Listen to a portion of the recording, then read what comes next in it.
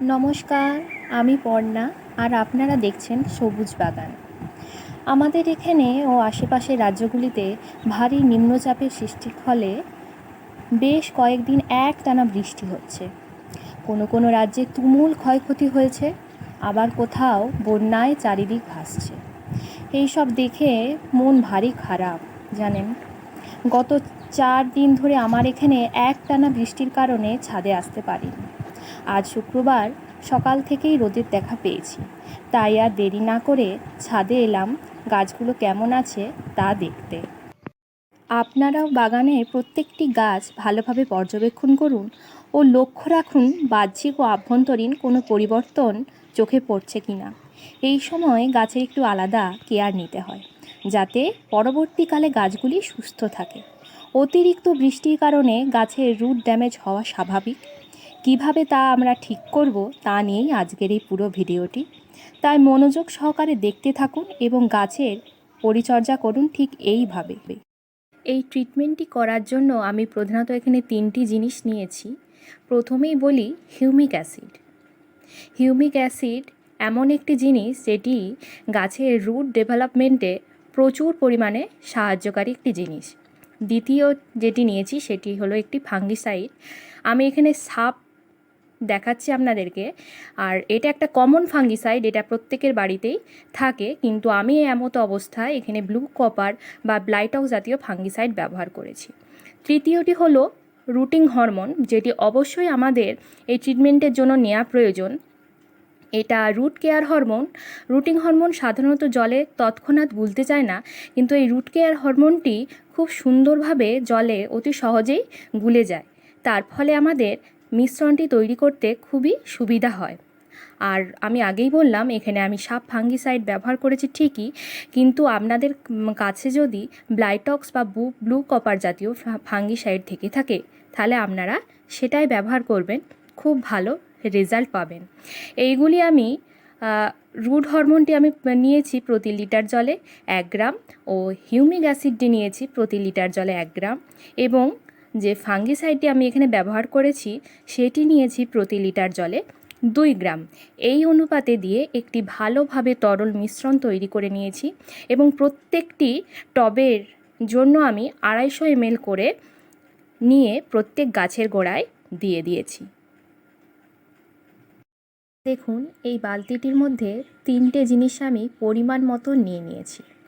এরপর এই গামলাটিতে বৃষ্টির জল জমা হয়েছিল, সেই বৃষ্টির জলটি আমি এখন এই তরল মিশ্রণটি প্রস্তুত করতে ব্যবহার করব।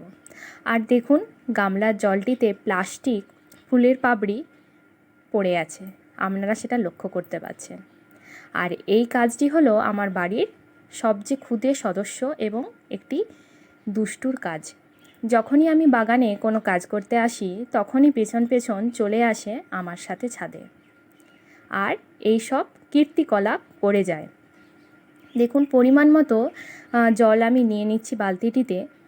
এরপর এই মিশ্রণটি ভালোভাবে আমাদেরকে ঢাল উপর করে গুলিয়ে নিতে হবে। ঠিক দেখুন, আমি যেভাবে গুলাচ্ছি ঠিক আপনারাও সেইভাবেই ঢাল উপর করে বেশ ভালোভাবে মিশ্রণটি তৈরি করে নেবেন। এতে জলে অক্সিজেনের পরিমাণটা একটু বৃদ্ধি পায়। বেশ কিছুদিন আগে এই ফলের গাছগুলি আমি বসিয়েছিলাম, যেগুলি খোলা ছাদেই আছে। এই গাছগুলিতে আমি দিয়ে দিচ্ছি এই মিশ্রণটি। এই রকমভাবে বাগানের প্রত্যেকটি গাছ, জবা, গোলাপ, বাগান বিলাস এবং বাকি ফলের গাছগুলিতেও আমি এই মিশ্রণটি দিয়ে দেব।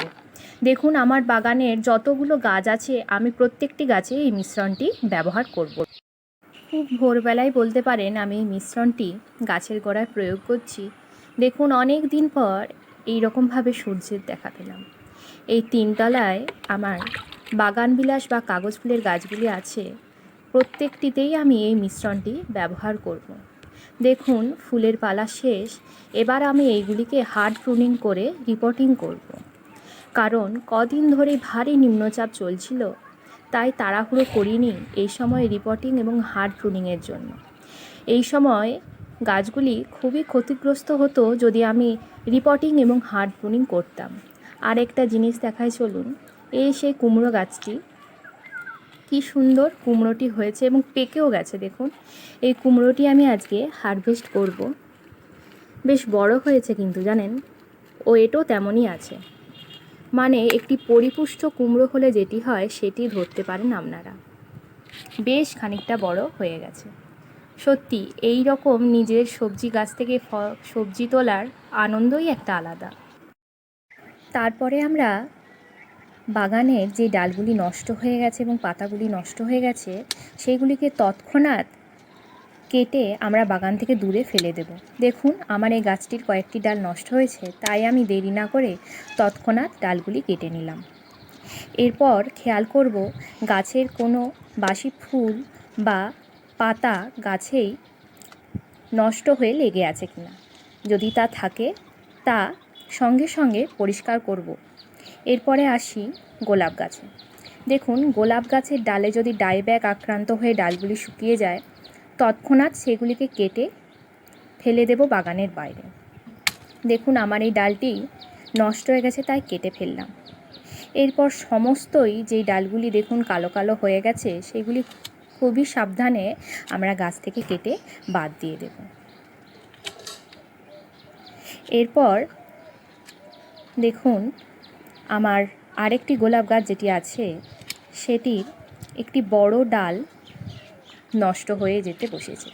সেই ডালটির মায়া ত্যাগ করে আমি গাছটিকে বাঁচানোর জন্য ডালটি কেটে বাদ দিয়ে দিলাম। ঠিক এইভাবে এরপর অবশ্যই কিন্তু আমরা ওই কাটা জায়গাগুলিতে যে কোনো ফাঙ্গিসাইডের প্রলেপ লাগাবো। সেটা কিন্তু না লাগালে চলবে না, অবশ্যই আমাদেরকে এই কাজটি করতেই হবে। এর পরবর্তী কাজ হচ্ছে আমাদের বাগানে কিছু কিছু গাছ আছে খুব সেনসিটিভ, যেইগুলিকে আমরা শেডের নিচে নিয়ে আসার ব্যবস্থা করব। আর দেখুন বাগানি হলেই যা হয়, সেই জবা ডালটি কেটেছিলাম তা থেকে 3টি ডাল ভালো বেরিয়েছিল। সেই ডালগুলিকে আমি অ্যালোভেরা জেল দিয়ে এই পাত্রে আবার নতুন করে বসিয়ে দিলাম চারা করার আশায়। আর এই পাত্রের মাটিটি আমি নিয়েছি বালি এবং অল্প কোকোপিট। অ্যালোভেরা জেলটি লাগিয়ে নিয়ে একটি কাঠির সাহায্যে প্রথমে বালিটিকে গর্ত করে নেব। সরাসরি ডালগুলি প্রবেশ করাবো না, এরপর ডালগুলি আস্তে আস্তে প্রবেশ করিয়ে দেব। আজকের ভিডিওটি এখান পর্যন্তই। ভিডিওটি যদি ভালো লেগে থাকে তাহলে প্লিজ একটা লাইক করবেন, সাবস্ক্রাইব ও শেয়ার করে পাশে থাকবেন। ফিরছি পরের ভিডিওতে। ততক্ষণ পর্যন্ত নিজেরাও সুস্থ থাকুন, নিজের বাগানের গাছকেও সুস্থ রাখুন।